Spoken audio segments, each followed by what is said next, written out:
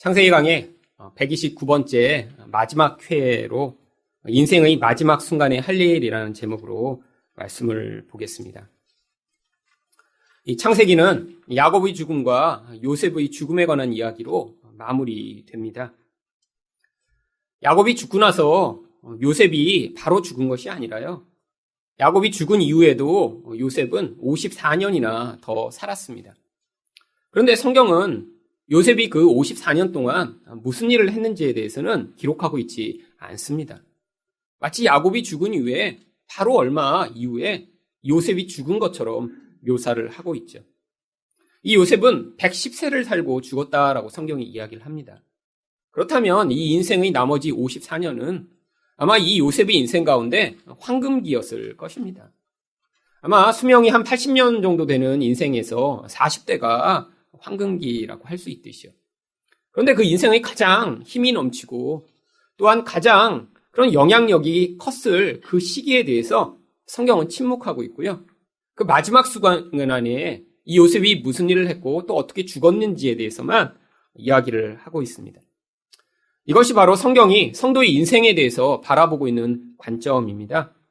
성도가 세상에서 어떤 지위를 가졌는지, 얼마나 많은 부를 소유했는지, 어떤 능력을 가졌는지 하나님은 관심이 없으시다라고 하는 것이죠.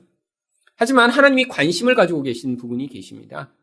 성도가 이 땅에 살아가면서 하나님의 뜻을 이루고 또 다른 성도들과 어떠한 관계를 맺으며 어떤 열매를 맺는 삶을 살았는가, 그것에 대해서 하나님은 관심을 가지고 계십니다.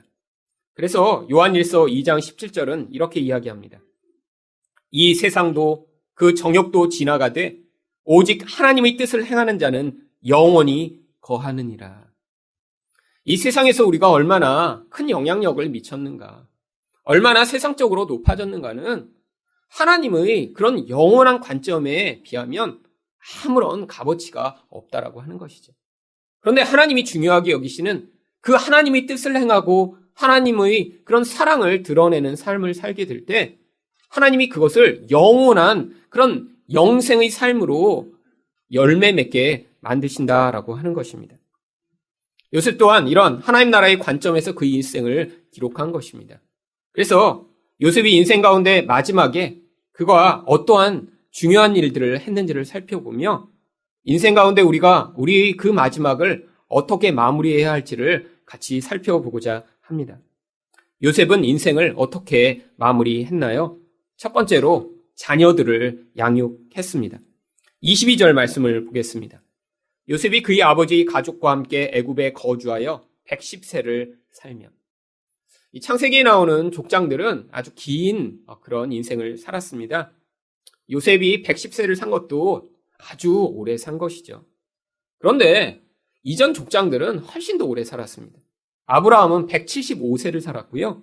이삭은 180세를 살았고요. 야곱은 147세를 살았습니다. 이렇게 길게 살았던 이전의 족장에 비하면 요셉은 일찍 죽은 거나 다름이 없죠. 아니, 그 옛날에 이렇게 병원도 없었던 그 시절에 어떻게 이렇게 족장들이 오래 산 것일까요? 하나님은 이 족장들의 인생이 이렇게 오래 장수하였던 것을 통해 이들이 하나님의 놀라운 복을 받은 자들임을 보여주고자 했던 것입니다. 구약에서 그래서 이 장수는 하나님의 축복의 그런 결과로 자주 이야기됩니다. 그래서 잠언 10장 27절 말씀을 보시면 여호와를 경외하면 장수하니라. 그러나 악인의 수명은 짧아지느니라 라고 이야기를 합니다. 경외라는 게 무엇이죠? 하나님을 가까이 하는 것이죠. 그런데 단순히 가까이 하는 게 아니라요, 우리 하나님이 가지신 그 놀라운 생명과 그 은혜 때문에 우리가 그분을 사랑하며 가까이 하는 것입니다. 근데 가까이 하다 보니까요, 우리 하나님이 단순히 사랑만 하시는 것이 아니라 그분이 가지신 그 힘과 위엄과 능력이 얼마나 거대한지 그분의 그 본질 앞에서 우리가 두려움을 동시에 느끼게 되는 것입니다. 그런데 이렇게 하나님을 가까이 하면 무슨 일이 벌어진다고요? 장수하게 된다고요. 하나님을 가까이 하며 그 생명을 우리가 경험하게 되면요, 그 생명이 우리에게 흘러 들어오게 됨을 이야기하고 있는 것입니다. 그런데 정말 지금 그렇게 하나님을 경외하는 분들이 정말 장수하나요? 예수를 잘 믿으면 정말로 세상 사람보다 더 오래 사나요? 구약에 이야기하고 있는 이 장수는 하나님 나라의 생명을 구약에서 모형적으로 보여준 것이죠. 그래서 구약에서도 이 장수가 무엇인지 좀 더 구체적으로 이야기하는 부분들이 있습니다. 시편 21편 4절을 보시면 그가 생명을 구하매 주께서 그에게 주셨으니 곧 영원한 장수로소이다. 생명을 주셨는데 어떤 생명을 주셨다고요? 영원한 생명이요. 그러니까 이 땅에서 단순히 오래 사는 것만을 성경이 축복이라고 이야기하는 것이 아니라라고 이야기하는 것입니다. 왜냐하면 성경에서 이야기하는 이 생명이라는 것은요, 하나님과 관계를 맺어서 그 하나님의 생명을 계속해서 누리는 것을 이야기하거든요. 그래서 신명기 30장 20절은 이렇게 이야기합니다. 내 하나님 여호와를 사랑하고 그의 말씀을 청종하며 또 그를 의지하라. 그는 내 생명이요 내 장수이시니. 성경에서 얘기하는 장수는 이 땅에서 단순히 오래 사는 것만을 이야기하는 것이 아니라는 것입니다. 그 생명의 근원이신 하나님을 사랑하고 그분의 말씀을 따르게 될 때 그분의 생명을 우리 또한 누리며 그분과 영원히 동행하며 함께 할 수 있는 이것이 바로 성경이 이야기하는 장수라고 하는 것이죠. 이 족장들이 이렇게 오래 산 것은 바로 이들이 이런 하나님의 생명을 누린 자들이었음을 성경이 모형적으로 우리에게 보여주고 있는 것입니다. 이렇게 오래 살았더니요, 결과적으로 어떤 일이 벌어졌냐면 자기 자녀들만이 아니라 그 자녀의 자녀의 자녀까지도 이 요셉이 보게 됩니다. 이렇게 자녀의 그 손자들까지를 바로 현손자라고 하죠. 그래서 23절을 보시면 성경이 이렇게 이야기합니다.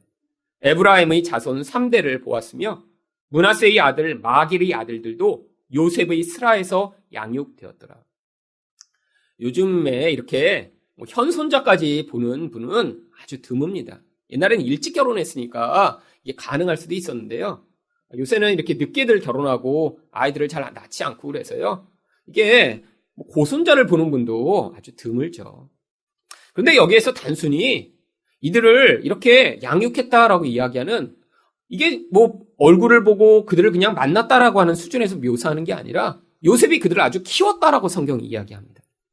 여기서 양육되었다라고 하는 이 히브리어 얄라드라고 하는 단어는요, 단순히 이렇게 보고 챙겨줬다는 의미를 넘어서 아예 성경에서는 자녀를 낳고 기르다라고 할 때 사용되는 단어입니다.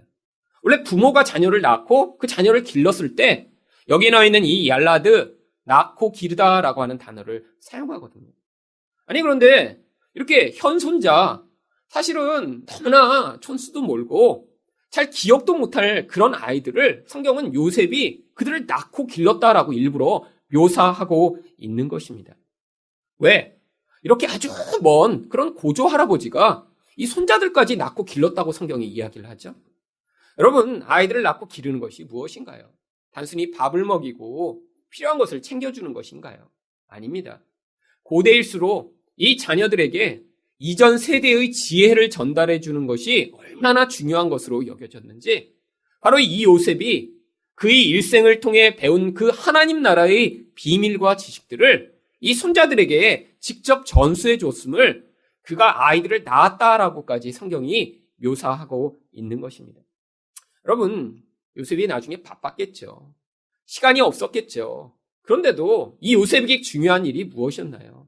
바로 그런 외적인 일이 아니라 자기 주변에 주어진 그 자녀들을 사랑하고 양육하고 그들에게 이런 하나님의 경험을 전수하는 일이 이 일생 가운데 이렇게 중요했다는 것은 바로 우리 인생에서도 우리가 무엇을 중요하게 여겨야 할지를 보여주는 것입니다. 그래서 성경에서 이렇게 하나님 백성들이 살아간 모습을 이야기할 때 이 똑같은 얄라드라는 단어를 통해 마치 하나님 백성들은 아무 일도 하지 않고 자녀들만 키운 것처럼 묘사하는 분들이 많이 있습니다. 대표적인 것이 창세기 5장이죠. 창세기 5장 4절과 5절 말씀을 보시면 아담은 셋을 낳은 후 800년을 지내며 자녀들을 낳았으며 그는 930세를 살고 죽었더라.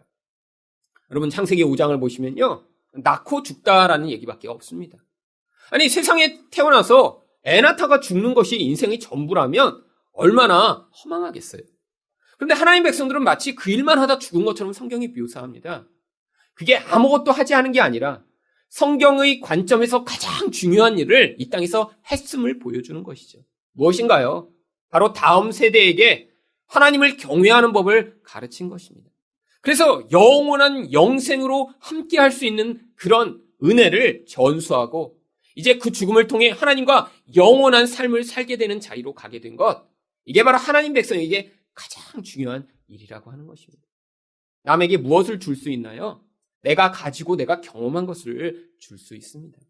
첫 세대가 하나님과 동행하며 하나님의 그 은혜를 누리며 하나님을 경외하는 법을 배울 때 그것을 그 다음 세대에게 전달할 수 있는 것이죠. 여러분, 바로 우리가 이 땅에서 해야 될 가장 중요한 일이 이런 일들입니다. 왜 우리가 이렇게 교회로 모여야 하나요? 여러분, 주일날 이렇게 예배드리지 않으면 나중에 천국에 못 가나요? 아닙니다. 그런데도 우리가 이렇게 모여야 되는 것이요, 바로 이렇게 모여서 한 사람이 경험한 그 하나님의 그 지식과 경험을 나누고 연약한 사람들을 세워주고 그 안에서 함께 이렇게 양육의 일들이 벌어지기 때문이죠. 제가 이렇게 성경을 이렇게 혼자 아주 놀라운 사실을 깨달았다고, 이거 되게 좋은 거네? 저 혼자 이렇게 기뻐하면서 아무한테도 나누지 않으면 무슨 일이 벌어질까요? 여러분, 그건 아무 소용이 없는 것입니다. 누군가 깨닫고 삶을 통해 경험하고 거기에서 누리는 그 놀라운 하나님 나라의 비밀들을 함께 나눌 때 그것이 더 풍성해지고 더 많은 열매를 맺게 되어 있습니다. 그렇게 하나님 백성들이 서로를 세워져 가며 그렇게 하나님의 가족들로 지어져 갈 때 그것이 하나님 백성에게 주어진 축복이며 영광인 것이죠. 바울 사도가 그래서 데살로니가전서 2장 19절과 20절에서 무엇이라고 이야기합니까? 우리 소망이나 기쁨이나 자랑의 면류관이 무엇이냐? 그가 강림하실 때 우리 주 예수 앞에 너희가 아니냐? 너희는 우리 영광이요 기쁨이니라. 여러분, 바울이 나중에 천국에 가서 가장 기쁠 자기 자랑이 무엇이라고 얘기합니까? 바로 이 땅에서 자기가 얼마나 큰 업적을 남겼고 얼마나 성경책을 많이 썼느냐를 이야기하지 않아요. 그 바울을 통해 예수를 믿게 되고 성장하게 되고 도움을 받게 되고 사랑의 관계를 맺었던 바로 그 공동체의 사람들이 바로 바울의 자랑이며 기쁨이며 영광이라고 이야기를 하는 것이죠.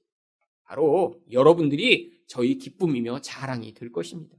또한 여러분들이 서로를 사랑으로 섬기고 서로를 도와줄 때 또한 서로가 여러분의 자랑이며 기쁨이 되는 것이죠.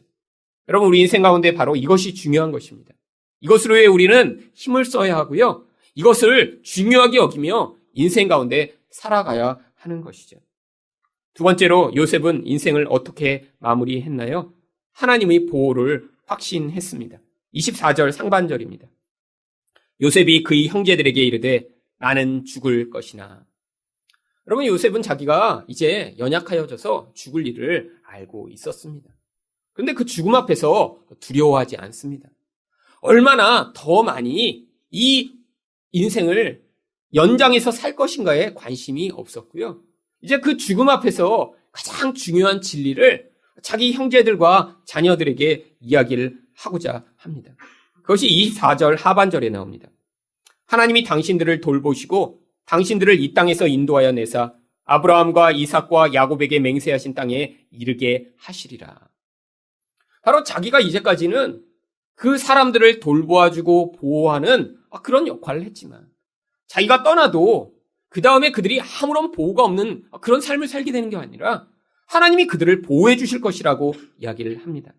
특별히 여기에서 하나님이 당신을 돌보신다라고 이야기하는 이 돌보다라고 하는 파카드라고 하는 히브리어는요, 원래는 누군가를 이렇게 방문할 때 사용하는 것입니다. 손님이 방문하다 이런 때 이 파카드라고 하는 단어를 써요. 그런데 여러분, 아주 높은 사람, 왕, 하나님 이런 분이 방문하실 때는 그냥 심심해서 오실까요?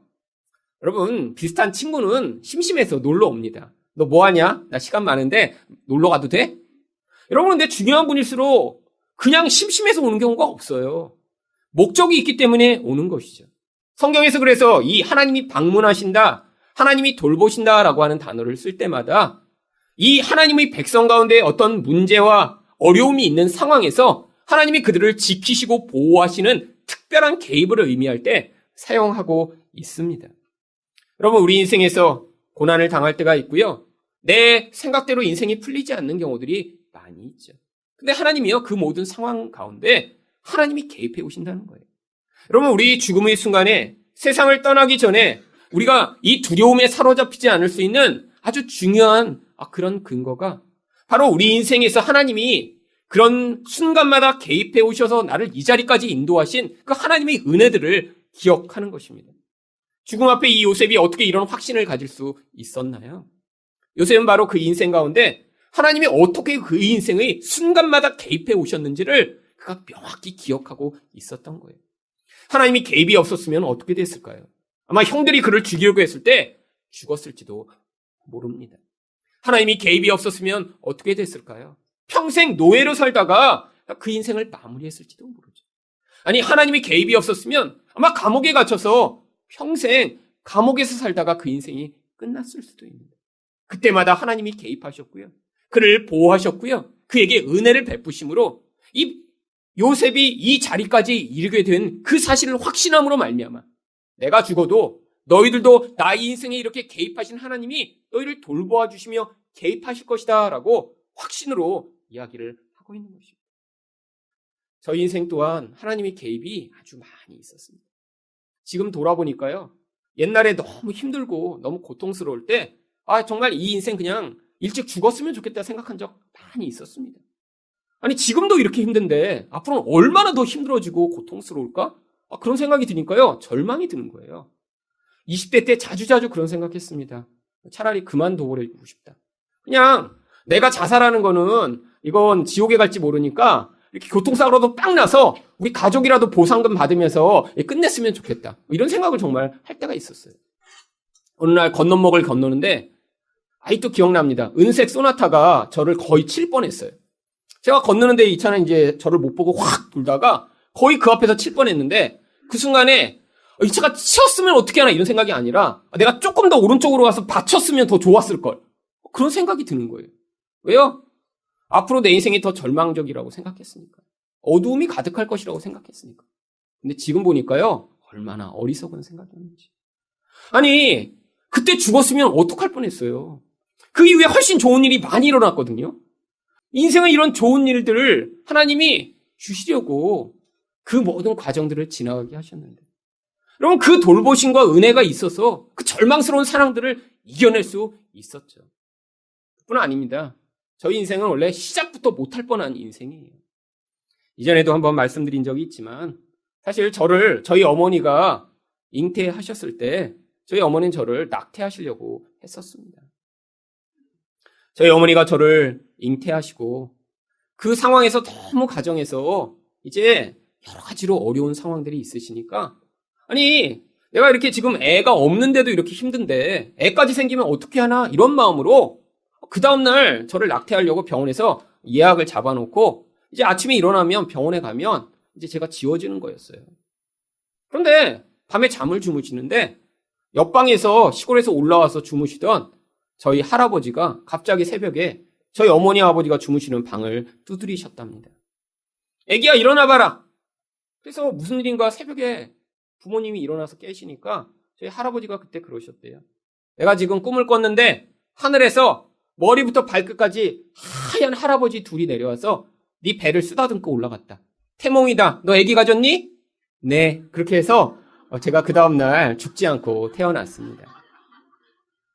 근데 이 이야기를 제가 언제 들었냐면요, 제가 소명을 받고 1년째 되던 날, 정말 정확히 1년째 되던 그날, 제가 아침에 기도를 하다가 갑자기 저에게 주신 하나님의 그 소명의 말씀이 기억이 났습니다. 하나님이 저를 무슨 말씀으로 부르셨냐면 예레미야 1장 5절 말씀으로 부르셨습니다. 내가 너를 복중에 짓기 전에 너를 알았고 내가 너를 태중에 구별하여 열방 중에 선지자로 불렀노라. 제가 절망 가운데 있을 때 하나님이 이 말씀을 주셨고요. 그리고 그 말씀을 따라 제가 하나님이 나를 목사로 부르시나 보다 고민하기 시작하다가 제가 목회자가 되기로 서원을 했었습니다. 그런데 1년이 지난 거예요. 1년이 지나서 아침에 어느 날 기도하는데 1년째가 되었구나라는 생각이 들었어요. 그런데 갑자기 궁금해진 거예요. 하나님이 정말로 나를 엄마 뱃속에 있을 때부터 아셨을까? 이거 다 거짓말 아니야? 성경에 이렇게 그냥 그럴 거라고 해놓고 실제로는 안 그런 일, 이거 그중에 이런 거 아니야? 어떻게 엄마 뱃속에 이렇게 아직 인격도 형성이 안 되고 눈, 코, 입도 형성되지 않을 때부터 하나님이 아신다라고 할 수 있지? 근데 답이 없잖아요. 그래서 그냥 혼자 궁금해하다가 아침을 먹으러 식탁에 갔는데 그때 마침 다른 모든 가족은 다 일찍 나가고 저랑 저희 어머니만 같이 식탁에 앉게 되었습니다. 근데 갑자기 밥을 먹다가 어머니가 그러시는 거예요. 일승아, 네가 어떻게 태어난 줄 아니? 제가 어떻게 태어난지 제가 어떻게 알겠어요. 근데 가슴이 철렁하는 거예요.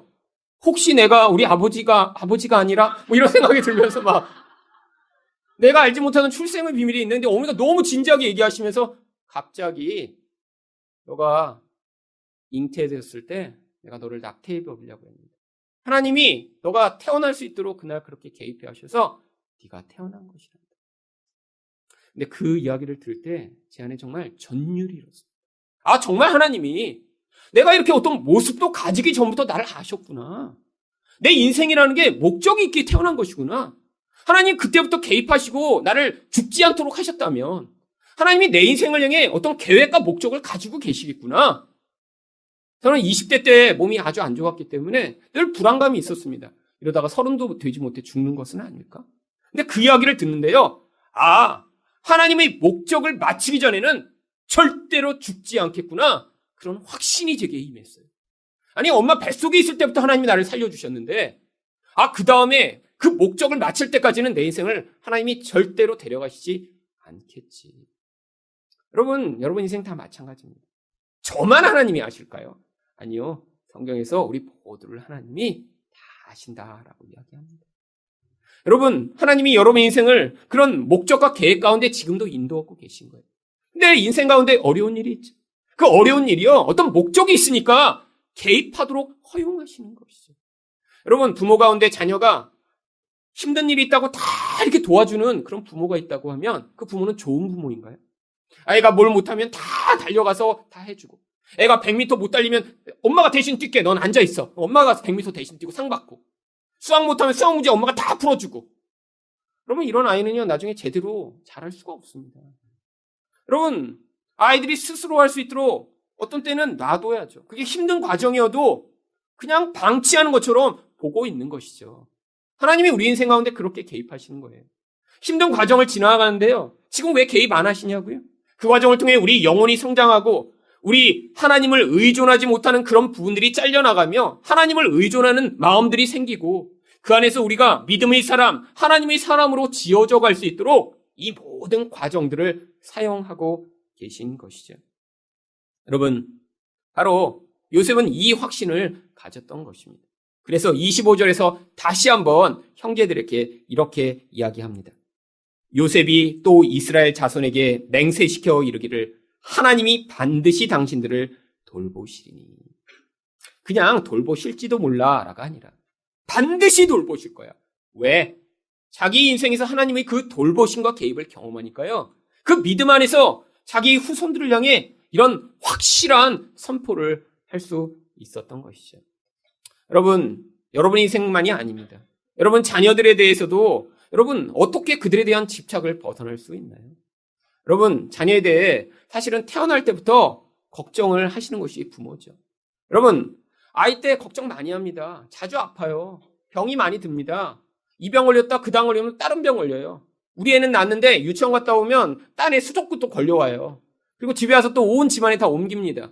그러니까 걱정이 많이 돼요. 그러면 조금 커서 이제 병 안 걸리면 걱정이 없나요? 이제 그렇게 그 모든 과정을 지나가면 이제는 우리 아이가 학교는 제대로 갈까? 걱정이 되죠. 그래서 애쓰고 노력한 학교를 보냈어요. 그러면 이제 걱정이 없으세요? 학교에 가고 나면 그 다음에 이 아이가 취직은 할까? 또 걱정되죠. 그래서 그 취직시키려고 또 애쓰고 노력해서 취직을 시키고 나면 걱정이 끝인가요? 아니에요. 그 다음 이놈이 결혼을 할까? 계속 걱정입니다. 옛날 분들은 20대 때만 걱정하셨는데 요새는 결혼 연령이 뒤로 밀리면서 이 30대까지 계속 걱정을 해야 돼요. 그래서 결혼을 시키고 나면 걱정이 끝인가요? 그 다음에 언제 애를 낳나? 애는 또 잘 키울 수 있나? 걱정이 끝이 없죠. 여러분, 근데 거기서 또 끝인가요? 아닙니다. 여러분, 이 걱정의 끝이 없는 도돌이표에서 벗어나는 일이요. 하나님 손에 자녀를 맡겨드리는 일이에요. 여러분이 통제하고 다스리려고 하는 그 욕구에서 벗어나.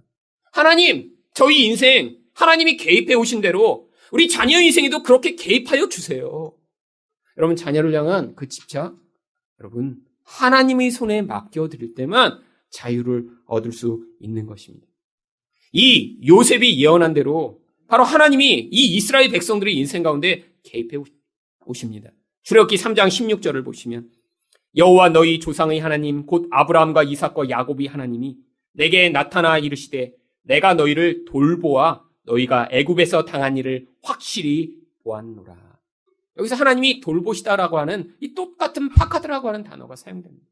하나님이 이 애굽에서 고통당하는 이스라엘 백성들의 그런 상황을 지금 다 알고 개입하고 계시다는 거예요. 하나님이 멀리서 그들을 그냥 어림짐작으로 아시는 것이 아닙니다. 출애굽기 3장 7절을 보시면 하나님이 어떻게 알고 계신지 여호와께서 이르시되 내가 애굽에 있는 내 백성의 고통을 분명히 보고 그들이 감족자로 말미암아 부르짖음을 듣고 그 근심을 알고. 여러분, 하나님이 어떻게 하신대요? 눈으로 보신대요. 귀로 들으신대요. 그래서 그 모든 상황을 다 알고 계시대요. 여러분, 우리 인생 가운데도 마찬가지예요. 여러분, 우리 하나님이요, 그래서 전지하신 분이라고 이야기하는 거예요. 우리가 어떤 과정을 지나가는지 우리 하나님이 알고 계십니다. 눈으로 보고 계시고 듣고 계세요. 그리고 필요한 때가 되면 개입해 오시는 것이죠. 여러분, 그런데 구약에서 이렇게 이스라엘 백성들에게 개입하셨던 그 하나님이 이제 이 역사 가운데 본격적으로 개입하시며 방문하십니다. 바로 그 이야기가 신약 누가복음 1장 68절에서 69절에 나옵니다. 바로 사가랴가 예언한 사가랴의 예언 가운데 나오는데요. 찬송하리로다 주 이스라엘의 하나님이여 그 백성을 돌보사. 여기 이 돌보사라는 단어가 구약에서 하나님이 방문하시고 돌보시고 양육하시고 개입하신다라고 이야기했던 그 단어입니다. 근데 어떻게 돌보신다고요?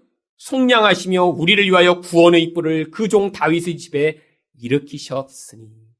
바로 하나님이 예수 그리스도를 통해 우리 인생들의 그런 삶에 개입해 오심을 여기 이 사가랴가 예언을 하고 있는 것입니다. 여러분, 이 예언대로 예수님이 오신 것이죠.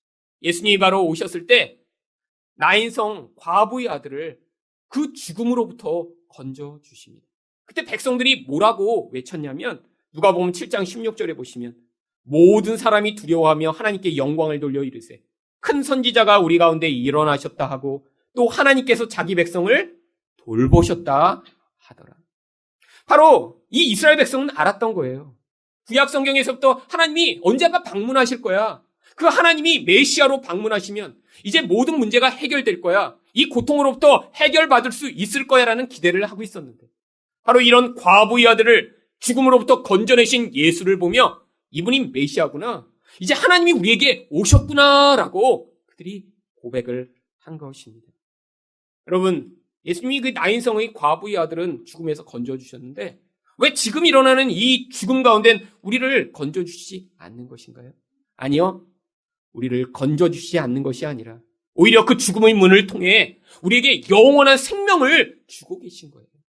나인성 과부의 아들은 그때 깨어났지만 나중에 또 죽게 됩니다. 왜요? 이 육신의 생명은 한정되어 있는 것이니까. 하지만 여러분, 예수님이 그 죽음 가운데 있던 과부의 아들을 고쳐주신 것은요, 예수님이 바로 그 영원한 생명을 주시는 그 하나님이심을 보여주시고자 한 거예요. 죽음이 더 이상 이 인생을 지배할 수 없고 죽음의 그 공포에서 이젠 모든 인생이 구원받게 됨을 이 사람을 통해 보여주시고자 한 것이죠. 여러분, 그런데 예수님이 한 번 오셨다가 지금 잠깐 다시 올라가셨어요. 그리고 우리에게 어떤 약속이 기다리고 있나요? 사도행전 1장 11절입니다. 가로되 갈릴리 사람들아 어찌하여 서서 하늘을 쳐다보느냐? 너희 가운데서 하늘로 올리우신 이 예수는 하늘로 가심을 본 그대로 오시리라. 예수님이 이제 진짜로 오신다는 거예요. 앞으로 우리에게 그 약속이 기다리고 있습니다. 여러분, 이 세상에 있는 이 모든 문제, 이 모든 아픔, 믿음이 아니고는 바라볼 수 없는 이 모든 어그러진 상황들을 이제 완전하게 해결하실 그 예수 그리스도가 이제 오실 약속이 우리에게 있는 거예요. 구약에 하나님이 약속하신 대로 내가 방문해서 다 고쳐줄 거야. 내가 방문해서 다 해결해 줄 거야. 내가 방문해서 그 문제들을 다 처치해 줄게라고 약속하셨던 그 약속대로 이제 예수님이 재림하심, 이 죽음의 문제, 죄의 문제, 갈등의 문제, 고통의 문제를 완전히 해결하시며 우리에게 그 온전한 안식과 영원한 생명을 주실 것이 성경이 약속하고 있는 것입니다. 우리가 그 약속을 가지고 있기 때문에 이 땅에서 이런 어려움과 불의와 고통을 지나가더라도 낙심하지 않을 수 있는 것이죠. 마지막으로 요셉은 인생을 어떻게 마무리했나요? 본향으로 돌아갈 믿음을 가졌습니다. 이 요셉도 결국 죽고 맙니다. 26절에 뭐라고 이야기합니까? 요셉이 110세의 죽음에 그들이 그의 몸에 향재료를 넣고 애굽에서 입관하였더라. 하지만 이 요셉은 이렇게 죽음으로 그 인생이 끝이 아니에요. 죽기 전에 반드시 맹세시켜 약속한 것이 있습니다. 바로 25절 하반절에 보시면 당신들은 여기서 내 해골을 메고 올라가겠다 하라 하였더라. 아니 왜 해골을 메고 올라가라고 이렇게 신신당부를 하는 것이죠. 이 요셉은 자기가 속한 것이 애굽이 아니기 때문입니다. 애굽에서 모든 영광을 다 누렸어요. 애굽에서 왕 다음의 권세를 가지고요. 사람들이 그런 영향력을 미치고 사람들에게 존경을 받고 거기에서 하나님이 뜻하시는 많은 일들을 했어요. 거기에서 많은 아마 세상적인 지위와 부여 또한 누렸겠죠. 그런데 이 요셉은요. 자기가 거기에 속한 자가 아님을 자기 죽음을 통해 보여주고자 내 해골은 반드시 가나안으로 가지고 가라고 이야기합니다. 그래서 성경이 이런 이 요셉의 행위를 믿음의 행위라고 이야기를 하고 있어요. 히브리서 11장 22절입니다. 믿음으로 요셉은 임종시에 이스라엘 자손들이 떠날 것을 말하고 또 자기 해골을 위하여 명하였으며. 여러분 바로 이 땅을 살아가는 우리의 모습입니다. 여러분 이 땅에서 우리가 살아가면서 많은 것들을 누리잖아요. 그런데 여러분 이 세상이 우리가 영원히 속한 곳이 아니라는 거예요. 우리 진짜 돌아갈 곳이 준비되어 있습니다. 여러분 그 사실을 알지 못하면요. 이 세상에서 우리는 집착하게 되고요. 이 세상에서 정말로 세상의 것만 바라보고 살아가는 그런 땅에 속한 자로 살아가게 되는 것이죠. 여러분 지옥이라고 하는 단어가 무슨 뜻인 줄 아세요? 땅지자의 감옥옥자입니다. 이 땅에 갇혀버린 인생이 바로 지옥의 삶을 살아가는 거예요. 하지만 우리들은 그 지옥을 벗어나 하나님 나라를 살아가는 자들입니다. 우리 육신은 이 땅에 있지만 여기에 갇혀진 존재로 사는 것이 아니라 우리에게 하나님이 생명을 주셨기 때문에 이 땅에 살지만 우리는 그 하나님 나라를 지금도 믿음으로 바라보며 사는 자가 된 거예요. 그래서 우리는 바로 이 땅에 살지만 하나님 나라에 이미 속한 자로 살기 때문에 이 지옥과 같은 삶에서 낙심하지 않을 수 있는 것입니다. 이 요셉의 이런 맹세시킨 이 요구가 얼마나 강력했든지 나중에 수백 년이 지나서 모세가 이스라엘 백성들을 애굽에서 출애굽시킬 때 그 약속을 따라 요셉의 유고를 가지고 나옵니다. 출애굽기 13장 19절 말씀입니다. 모세가 요셉의 유고를 가졌으니 이는 요셉이 이스라엘 자손으로 단단히 맹세하게 하여 이르기를 하나님이 반드시 너희를 찾아오시리니 너희는 내 유고를 여기서 가지고 나가라 하였음이더라. 여러분 이 요셉은 미래를 바라보며 하나님이 방문하실 때 나도 여기에 속한 자가 아니라 그 하나님 나라에 속한 자임을 보여주고자 이 자손들에게 명령했고요. 그 자손들은 그 말을 따라서 지금 이 요셉의 유고를 가나안에 가지고 가며 맞습니다. 우리들은 다 하나님의 그런 자녀들이고 하나님의 방문으로 구원을 얻는 자들입니다. 라고 고백을 하는 것이죠. 여러분 이런 모세의 고백, 이런 모세의 순종이 바로 우리 삶에서 나타나야 하는 것입니다. 여러분 우리 인생 가운데도 많은 사람들을 먼저 떠나보냅니다. 여러분 정말 이 교회를 지금 시작하면서도요. 간접적으로 직접적으로 많은 분들을 떠나보내게 됩니다. 그때 우리가 가져야 할 태도가 무엇인가요? 죽음 이후에 아무것도 없다면 우리는 그 순간마다 얼마나 좌절하고 얼마나 고통스러운 순간을 맞이할 수밖에 없나요? 근데 그렇지 않다라는 거예요. 우리 그 죽음의 이후에 이런 하나님의 나라가 약속되어 있음을 우리가 믿음으로 말미암아 마치 요셉이 이렇게 죽음 이후에 가나안 땅에 자기가 묻힐 것을 약속받고 또 그 후손들이 그 약속에 따라 그 유고를 가지고 나왔듯이요. 먼저 사랑하는 사람들을 떠나보내는 우리들이 그 사랑하는 사람들을 떠나보내며 그들을 먼저 하나님 나라에 보내는 그런 역할을 해야 하는 것입니다. 여러분, 우리 안에 그런 믿음이 있을 때 이런 계속되는 사랑하는 사람들의 죽음 앞에서 우리가 낙심하지 않을 수 있습니다. 하지만 가장 큰 위로는 무엇인가요? 이 죽음이 끝이 아니라라고 하는 것입니다. 예수님이 이 죽음을 이기고 부활하셨듯이 그 부활의 능력이 이 예수를 믿는 모든 성도와 함께 있음으로 말미암아 죽음이 지금은 우리를 갈라놓을지 몰라도 결국 우리가 하나님 나라에서 함께 만나게 될 것이며 우리 또한 그 길로 반드시 걸어가게 될 것을 믿는 그 믿음으로 이 모든 슬픔과 이 모든 아픔을 이겨내야 하는 것이죠. 여러분, 창세기는 바로 이렇게 끝이 납니다. 창세기 끝이 죽음으로 모든 것이 사라진 것으로 끝이 나는 것이 아니라 이게 이제 하나님 백성의 영원한 시작이다라고 이야기를 하는 것이죠. 여러분, 이 창세기를 통해 바로 그 예수 그리스도로 말미암는 영원한 하나님 나라에 대한 소망을 가져셨기를 예수 그리스도 이름으로 축원드립니다.